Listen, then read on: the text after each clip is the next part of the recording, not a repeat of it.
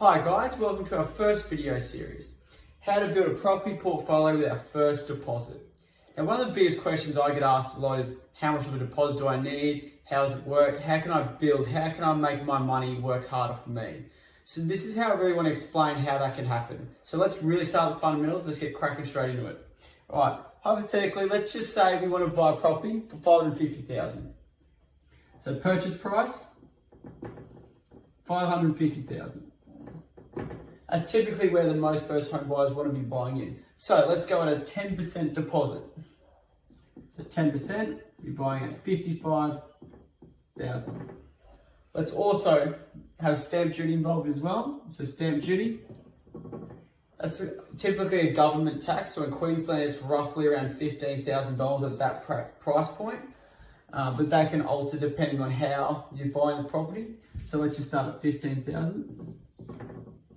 Loan to that is going to be $495,000. And then let's include, since we're only at a 10% deposit today, what we're going to do is make sure we factor in LMI as well. So that's mortgage lending insurance. So the banks will want you to pay that when you don't reach a 20% minimum threshold. So let's just say that's $10,000 there. And that's going to be added on to the loan. Okay, so what we want to do is we're going to assume that the growth we're going to get is 8% per annum. So that's a pretty nice growth rate if you want to be buying property. And then let's have a renovation budget at $20,000. Now renovations aren't essential, but it helps speed up the process. So if we factor this in to start with, we've got a deposit, $55K. Our loan,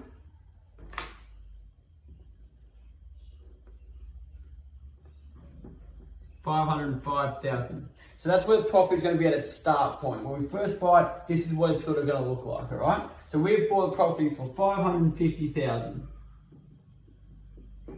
And what I like to do is with our growth rate, I don't like to project any further than 3 years. So we're going to put a cap on that as well at 3 years. So let's see what we can do in that period. So our purchase price, we bought it for $550,000. Let's go to year one. So in year one, still got our original $55K. Still got our original loan of $505,000.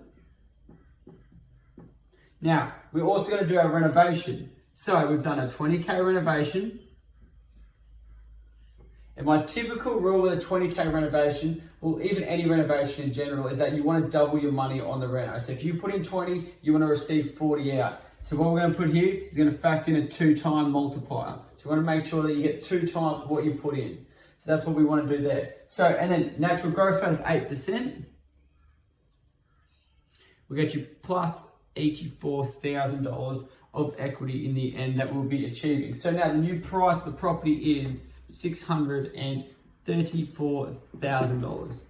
So from year one to year two, we have a growth of $84,000 from $550,000 to $684,000. So let's see what happens in year two when all we're really doing is holding. We've done our renovation, we've achieved our equity that we wanted for the first year. Let's just hold for the 8% and see what happens. So our original deposit of $55,000 is still in there. Our loan of $505,000. It's on interest only, so it's not moving anywhere. We achieve another $50,000 in growth at 8%. So now our property moves to $684,000. So we're starting to move quite well now. So year three, again, buy and hold. Let your money work harder for you. So, year three. $55,000. $505,000. And an increase of another $54,000. Alright, so now we've reached the point where we've reached our 3-year growth point. So now let's talk about what we can do now and how this deposit, first one, can start building for you. So let's assess what we have right now. So what we have is, let's get our valuation up. You've gone to the bank, I've gone, yeah, bang, right on the money. $738,000 your property's worth. The loan attached to that still stays at its original $505,000. So our equity figure is $233,000. Not bad at all. So let's just assess how the bank will look at that and how much equity we have to move into another deal. So a bank typically wants 20% security. So what that essentially means is they want 20% of what the property cost is as leverage. So if anything goes wrong, that's their portion. So at 20% of 780, we get the figure of 147,600. So that's how much has got to stay in the deal. So your available equity though,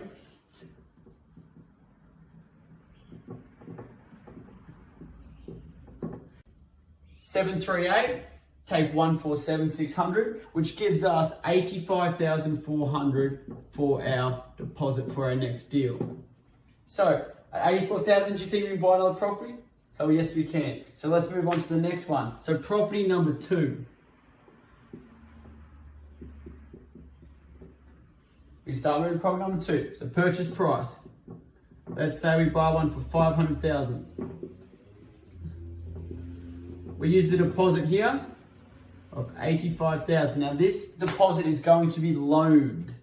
Because yes, it's your money, but you're taking it from the bank, so it's going to be loaned. So $85,000 as a deposit. Let's make it clean. All right. So then we'll still need to pay for the stamp duty. So your only out-of-pocket expense from that first deposit is going to be your stamp duty. So stamp duty, $15,000 as discussed previously. The loan is going to be $415,000.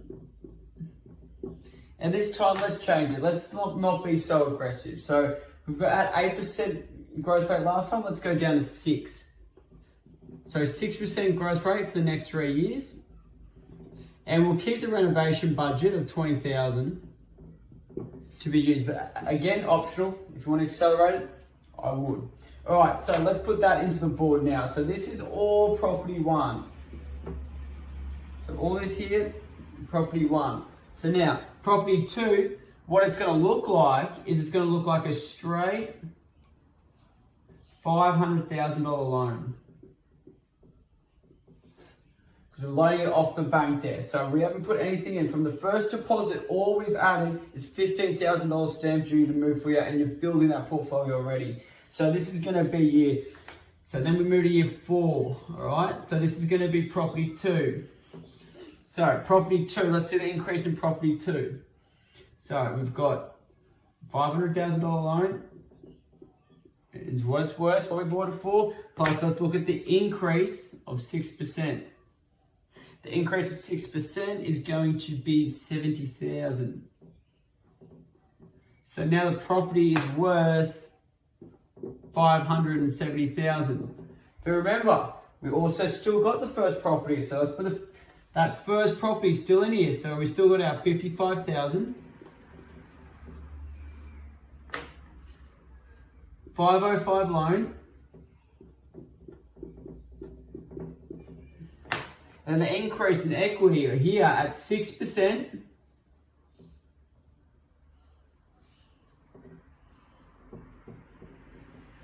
is going to be $49,000. It's a valuation of $782,000.